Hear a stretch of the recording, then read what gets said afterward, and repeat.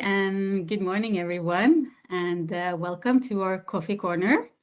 So I hope you're well settled with a nice cup of coffee and are ready to dive into today's topic. So I'm Mona Johansen, and I'm the Marketing and Communication Manager here at Coface Nordics, and I'll be hosting you through today's session. So today's focus is on CofaNet, and we will look at how you can navigate CofaNet efficiently, where to quickly find key information, and useful shortcuts and practical examples. And we will also have a short Q&A at the end of the session. So you can send in your question throughout the coffee corner, and we will answer them in the Q&A. And you can do so by clicking on that question mark you see on the top of your screen and type in your question and send it to us. So to guide us through today, I'm very happy to hand over to Anna Karin Danielsson. She's our CofaNet expert and work with our clients on a daily basis. So Anna Karin, stage is yours.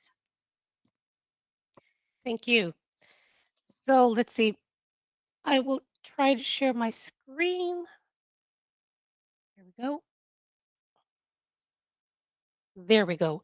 So, okay, Mona, please interrupt if I speak too slow or too fast or if anything is unclear.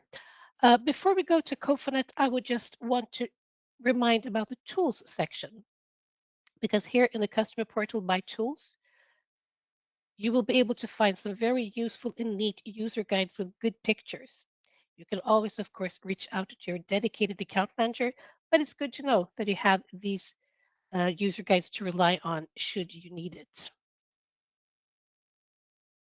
And I will also just mention that I'm doing this presentation in a different way, so I will be glancing to my notes if you wonder what I'm looking at from time to time.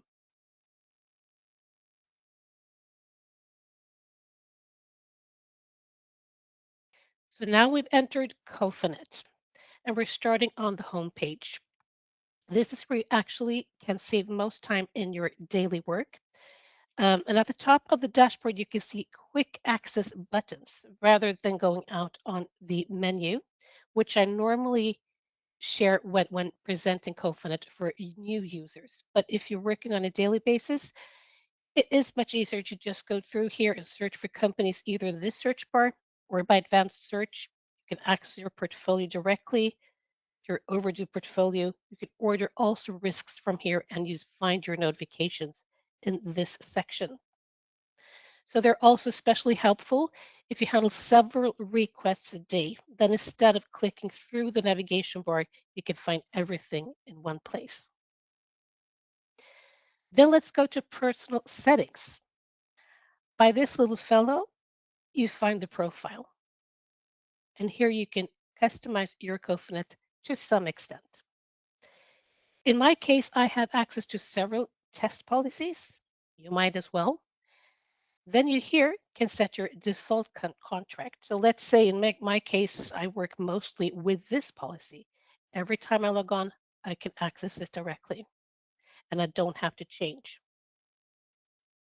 You can also, of course, set your default language, your default country, and this imminent end date default value I will come back to a bit later. You can also set alerts related to risk products and notifications as regards to if you have the product at rating, then you know it's also an automatic product. It can go up and it can go down.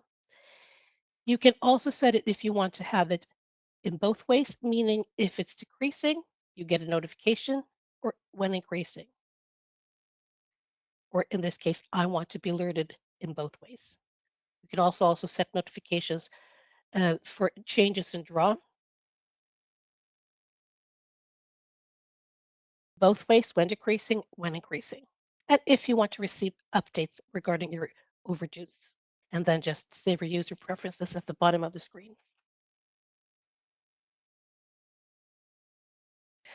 Then one good feature, which is quite simple but good to know, is to set your favorites.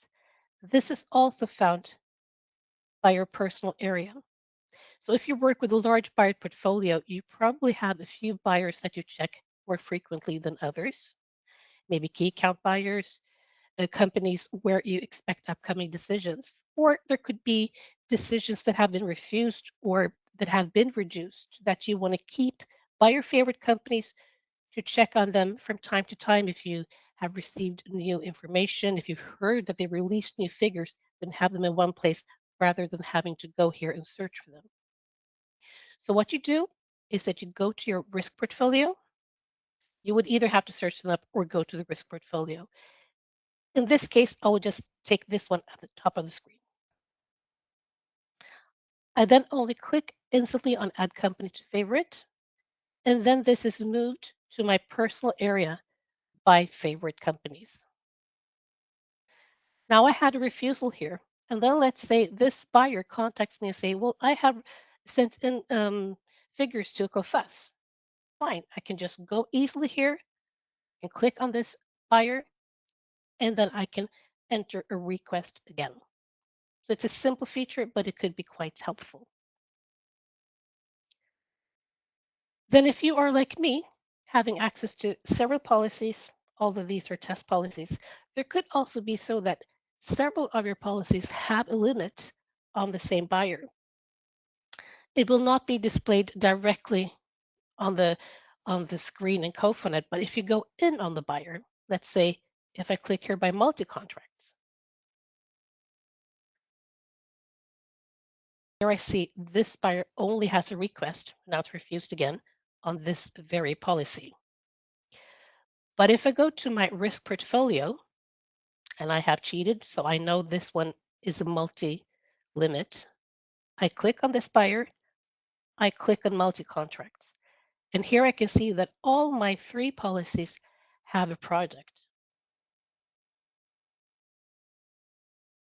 We also see total coverage. A multi-currency calculation is not available because this limit is in euros, so this is in SEK. But if it would have been in the same currency, we could have seen the total coverage and the total amount requested.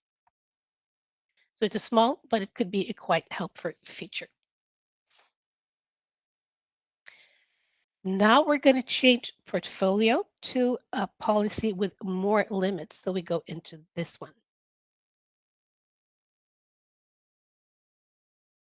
And then we're going to go to the portfolio screen. And this is really what one could say is the heart of CofaNet, because here you can see an overview of all your buyers.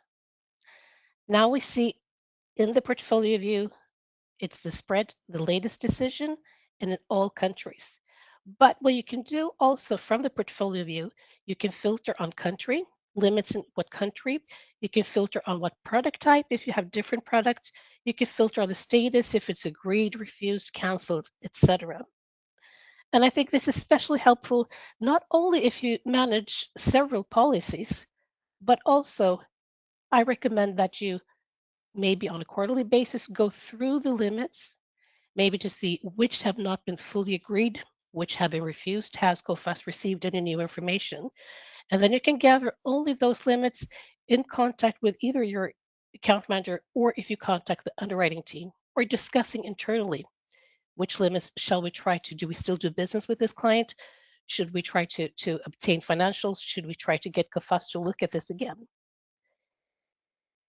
And on this tab, company, now it's set at Sweden because this is my default country for this policy. But you can also filter on any other country or all countries. Then in the next tab, product, you can either filter if you only want to check, let's say, credit limits, or if you want to check at rating limits. In this section, I will choose all products. Then status.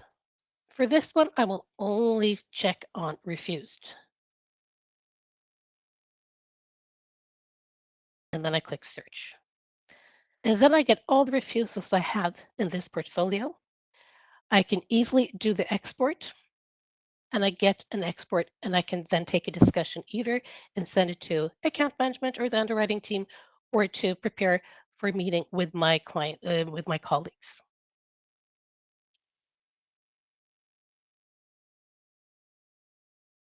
Then another feature that is also good to know is the history. And this is very helpful when you need to understand how buyers risk has evolved over time. So when you open a company and you click and you check the decision section, you see the button history. And this takes you through ever since the company came into your portfolio, it would show any changes that has been made. So we see here it came into this test portfolio 2022. Someone did a request on a hire, it was agreed, then it was taken out. But this could be very helpful when you need a quick storyline of a buyer's risk profile. The company history view gives you everything at a glance. So this could be very helpful. And also here, as you know, when you get a refusal or a reduction or a cancellation, you are able to check by clicking on display to get some more information. So this case, it was withdrawn, and then there was a decision code. Please contact us for further information. But it's pretty good to know. Now we're coming to the imminent end date, which we discussed earlier when we were at the personal settings. I will go back to the dashboard. Here we can see risk portfolio. We can see that we have 135 decisions in the portfolio. We have one pending request waiting for underwriting. We have nothing here at imminent end date view. But this is a useful tool for monitoring any credit limits that do have an upcoming expiry date. And some credit limits in CofaNet are set with a contractual end date. This depends, of course, on the product type, the country, the specific risk. And if a limit is approaching its end date, it will appear in this section so that you can review it and decide whether any follow-up is needed. For many long-standing buyers, there will never be any change. Financials might be so solid. So I have clients I've been working with for so many years that have limits that has not changed at all. But it could be so that we need more information. We're waiting for updated financials. So if you go back to the personal settings, we check on profile. We see here that the imminent end date default value is 30 days. I always recommend the clients I work with to change it to 100 because that's the longest period we can choose in CofaNet. Why is that? Well, let's say I have a buyer, I enter a request today, and then underwriting says, yeah, okay, we can grant this for 60 days because we think that within 60 days, we will be able to get updated financials for 2025. If I would have only had the 30 days here, it would not have been displayed by imminent end date view. But by changing here, it will. And then I just change by saving the user preferences. Why that also is a good feature is because whenever then you log on, you will always see, okay, these are my limits. Do I have a pending request? Do I have an imminent end date view? And then you would have, let's say, if it would be two buyers, you would have the figure two. And if you would click on it, you would see exactly which buyers they are.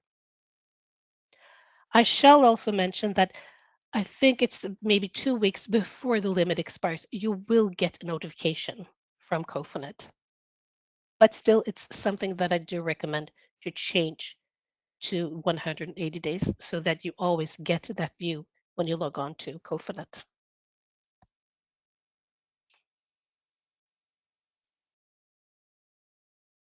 Then something I will only mention but not show is that we have a feature called bulk orders. And this is very good if you have a lot of limits that you work. So if the risk chapter, then you click on bulk orders. There's a feature in the download template, and there is a user guide by tools. And of course, your account manager can show you and help you how to do it. But we have several clients that work with multiple, multiple contracts with also many buyers that use this feature. They prepare and then poof, they upload it instead of rather going in and doing a search one by one and then entering a request. And also one thing that I will mention, which I think is a good feature, uh, again, if you need help, you can have also ask your account manager, and there's also a user guide by the tools section, and that is personalized exports. Because if you work a lot in Excel, you can create customized exports. Then you can download exactly the data that you need. And again, when I start up policies, I recommend the user to get familiarized with the the default template that comes from CofaNet. But there you can also see different fields. What fields are you interested in? And then you can make customized exports that can be delivered to you daily, weekly, quarterly, depending on which data you want. And that is set up in this section. But I'm just mentioning it because it's good to know if you work a lot with Excel and need different exports or reports.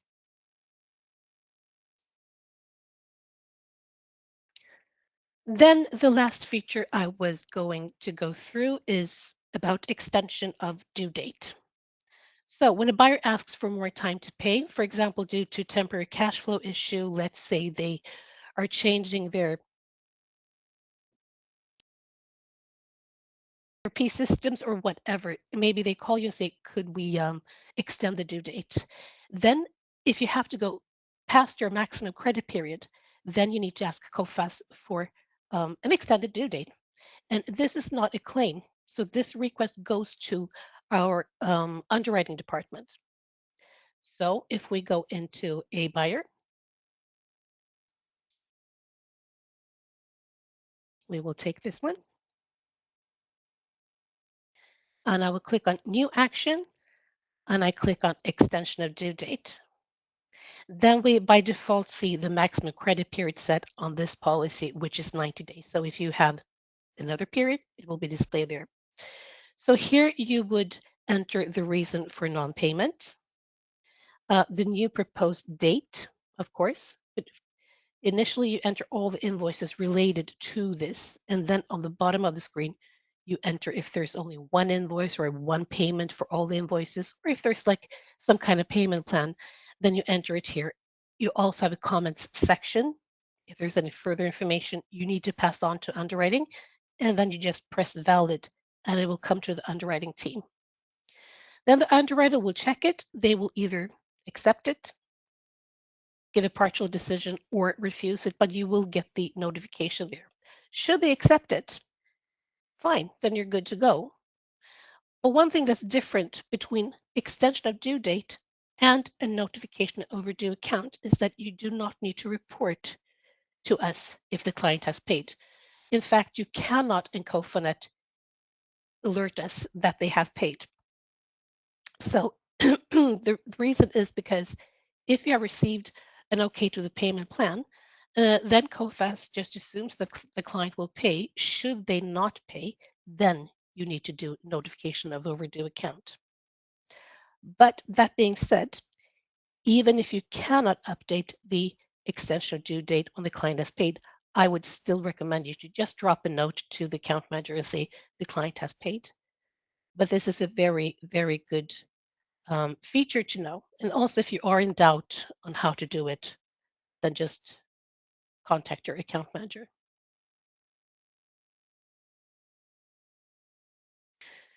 Well, then, Mona, I actually shall be honest, I have nothing more. So if there are any questions to this or any other questions, please let me know. Yeah, well, thank you, Anna-Karin. I have a couple of questions in the chat, and keep on sending them to us. So first one is, what is the best way to keep track of buyers I monitor regularly? Oh, then that is the feature. The feature would really be using this favorite companies to mark them. Now, this you see, this is another policy, so I don't have the same. So every time there are clients that you work with on, that are super important key accounts, or if there are special decisions, anything, I would mark them with a star because then you can go in here every time you log on. You're reminded, okay, has anything happened? So it is actually this favorite companies toolbar. And I will also say that you as a user, which companies you choose as your favorite companies, it's personal for you. So if you are several users having access to the same contracts, you set what is important to you. Then your colleague might have others that they set as their favorite companies because you customize CofaNet on your own level. Thank you. Next one, why can I see the top liner button even if the buyer or country is not eligible? That's a very good question, and that is because it's how should I say there are even though the company might not be eligible for a top liner cover, the contractual parameters are set to that if you get a refusal, okay, top liner should be available. But then it could be so that the country is forbidden, the draw is too low because it depends differently on different countries. So then contact your account manager and they will be able to explain why you're not able to ask for a top liner. So it will always be available to click that button. But in some rare cases, I have not experienced it too much, only a few times, it has not been possible. But then it has been due to that it is a country that has such high risk or that actually the company's finances um, have been too bad. So that's why. Thanks. Next one. How do I know if I need to submit a notification of overdue accounts? Well, yes, if the payment is overdue and beyond your policy terms or the maximum credit period, as mentioned before, then a notification overdue account must be made. But should you be in doubt, I would still contact your account manager because in some cases it could be so that they would still ask you to submit an extension of due date. So if you're still unsure and in discussion about payment plans with a client, please know that any payment plan, even if it is a notification of overdue account, you've entered it, do not agree to a payment plan unless you have spoken to Coface. Thank you, Anna Karin. I can see no further questions in our chat. So I think we will just wrap it up then. Great. So thank you so much for sharing your insights, Anna Karin. And thank you to everyone that has been joining us today. And if you have any questions later on, just contact your account manager. So I wish you all a good day and see you next time. Thank you. Bye bye. Bye bye.